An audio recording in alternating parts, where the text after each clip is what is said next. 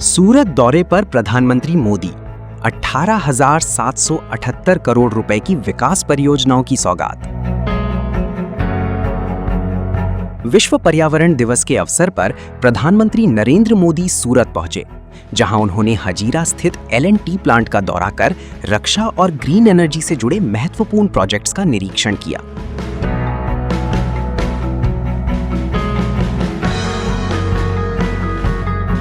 इसके बाद सूरत indoor stadium में आयोजित कार्यक्रम में प्रधानमंत्री ने दक्षिण गुजरात के 7 जिलों के लिए 18,778 करोड़ रुपए की 24 विकास परियोजनाओं का लोकार्पण और शिलान्यास किया। अपने संबोधन में प्रधानमंत्री ने पर्यावरण संरक्षण, प्राकृतिक खेती और जल प्रबंधन पर जोर देते हुए लोगों से प्राकृतिक खेती अपनाने की अपील की। उन्होंने सूरत के स्वच्छता अभियान और सर्कुलर वाटर इकोनॉमी मॉडल की सराहना की।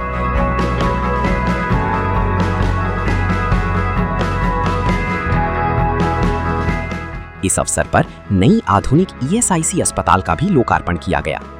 वहीं प्रधानमंत्री ने कांग्रेस पर निशाना साधते हुए कहा कि देश की जनता बार-बार विकास और स्थिरता के पक्ष में अपना समर्थन दे रही है। सप्लाई चेन ध्वस्त हो रही है, लेकिन भाइयों बहनों, मुझे बहुत संतोष है कि 140 करोड़ भारतीयों के साझा प्रयासों से देश ऐसे हर संकट का मजबूती से मुकाबला कर रहा है।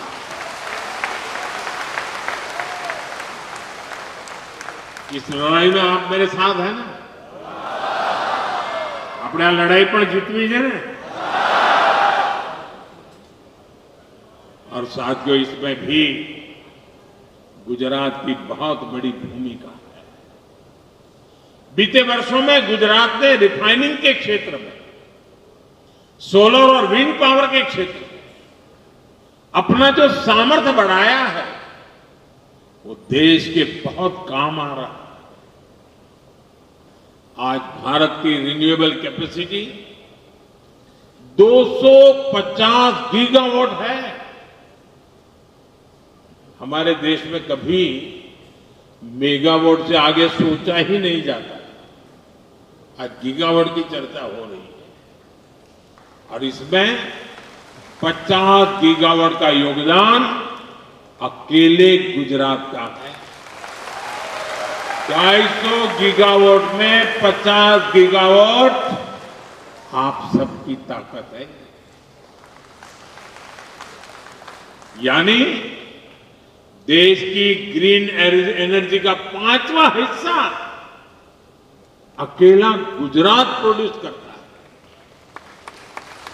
सौर ऊर्जा के उत्पादन में गुजरात ने प्रशंसनीय काम किया है और अब जब देश ग्रीन हाइड्रोजन और ग्रीन अमोनिया जैसे क्षेत्रों में काम कर रहा है, तो इसमें भी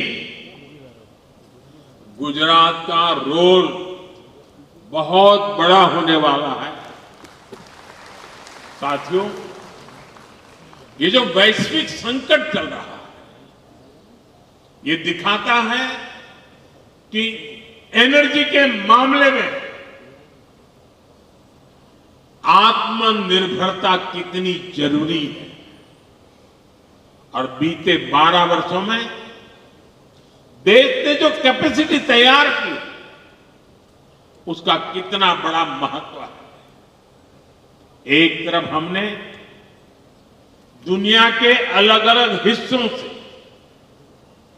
तेल और गैस की आपूर्ति सुनिश्चित की, दूसरी तरफ हमने रिन्यूएबल एनर्जी में ऐतिहासिक निवेश बढ़ाया।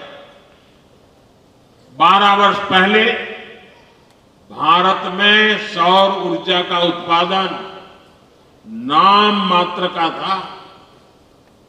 आज हम दुनिया के टॉप 5 देशों में से एक हैं, 5 देशों में से एक हैं। और सिर्फ सौर ऊर्जा ही नहीं, हमने भारत में इथेनॉल ब्लेंडिंग की कैपेसिटी बढ़ाई। रेलवे के बिजलीकरण को गति दी, परमाणु ऊर्जा पर काम किया, हमारा जो बिजली का ट्रांसमिशन नेटवर्क पुराना पड़ गया था उसका आधुनिकीकरण किया, उसका विस्तार किया, गैस पाइपलाइन के नेटवर्क का दायरा बहुत अधिक बढ़ाया, हमारे जो पोर्ट हैं उनकी कैपेसिटी बढ़ाई ताकि वहां ज्यादा से ज्यादा पेट्रोलियम प्रोडक्ट पहुंच सके और जहां संभव हो वहां स्टोर भी हो सके।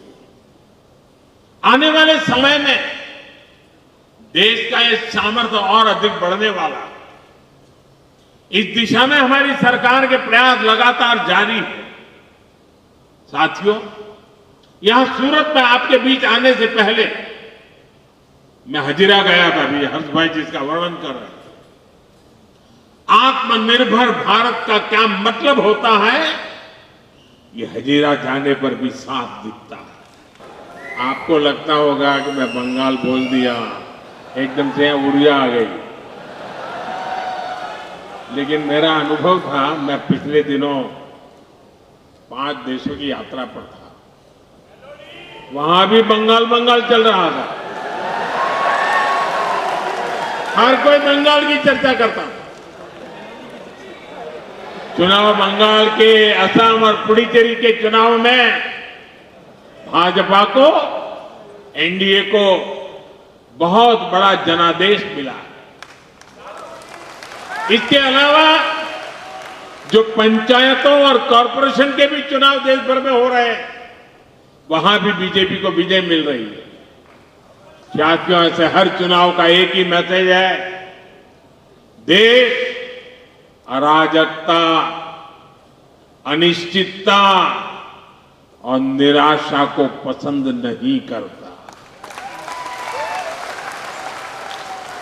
कांग्रेस बीते 12 वर्षों से अराजकता और अनिश्चितता फैलाकर अपने लिए अवसर खोज रही है, लेकिन देश की जनता उसे बार बार करारा जवाब दे रही है। गुजरात के आप लोगों ने तो कांग्रेस को हाशिए पर धकेल दिया, लेकिन जहां कांग्रेस की सरकारें हैं वहां भी जनता कांग्रेस के कुशासन से तंग आ गई। अभी हिमाचल में भी स्थानीय निकाय के चुनाव हुए, कांग्रेस की सरकार है, वहां कांग्रेस बुरी तरह हार गई। हिमाचल की जनता ने कांग्रेस के कुशासन को नकार दिया। इससे पहले हरियाणा के निकाय चुनाव में कांग्रेस को हार मिली और पंजाब के लोगों ने भी कांग्रेस को स्पष्ट संदेश दे दिया है। संदेश यह है कि कांग्रेस की परजीवी पॉलिटिक्स नहीं चलेगी, कांग्रेस की अराजकता में अवसर ढूंढने की राजनीति नहीं चलेगी।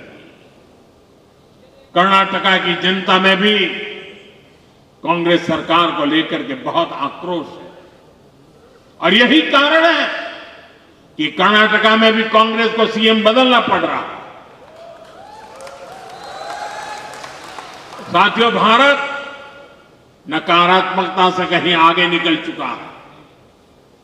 यह असीमित आशावाद वाला देश है, अद्भुत आकांक्षाओं से लैस देश है।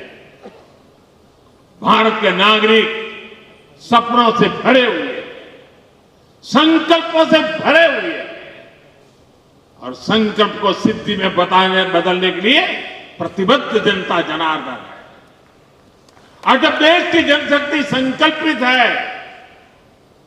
तो देश का हर लक्ष्य पा सकता है और यही भारत की ताकत है। आइए हम विकसित भारत के निर्माण को मिलकर, एक साथ मिलकर के गति दें। हम सपनों को संकल्प में बदले और संकल्प को सिद्धि में परिवर्तित करने के लिए अपने आप को झोंक दे। दोस्तों, मैं आपके साथ कंधे से कंधा मिलाकर खड़ा हूं। आप 2 कदम चलेंगे मैं 3 कदम चलने के लिए तैयार हूं।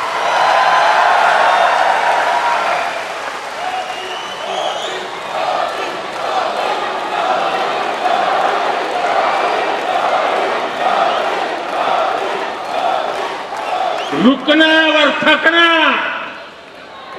हमें मंजूर नहीं है। इसी आह्वान के साथ एक बार फिर विकास परियोजनाओं के लिए बहुत बहुत शुभकामनाएं। भारत माता की, भारत माता की, वंदे वंदे वंदे वंदे वंदे वंदे वंदे वंदे वंदे वंदे। जीएम न्यूज के लिए हितेश पारिक, सूरत, बारडोली।